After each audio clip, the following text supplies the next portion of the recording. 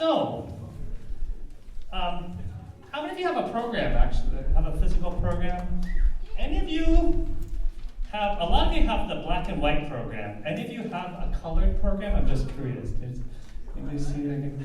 So, it turns out my color printer ran out of ink, so I replaced all the ink thingies.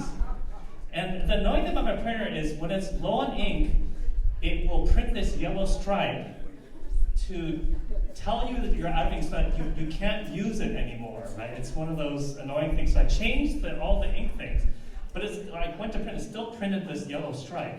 So I canceled it, I had to do black and white. So those of you who have the colored and you see this yellow thing on the thing, that's because my printer is being very annoying. Why do I tell you this story? This whimsical story.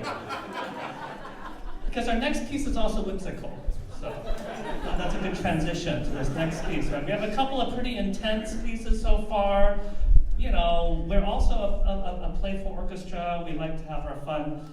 This next piece is a woodwind quintet. So horn plus a woodwind quintet. And it's very, 12 minutes, 7 movements, you do the math. Each movement's only about 1.5 minutes, very short. I want to draw your attention to 3 movements in particular. One is the third movement, which, if my French serves me well, is jugglers. So listen for this third movement. For some of the effects on the woodwinds, on the fast notes, you'll sort of imagine the jugglers trying to keep the balls in the air, that sort of thing, right?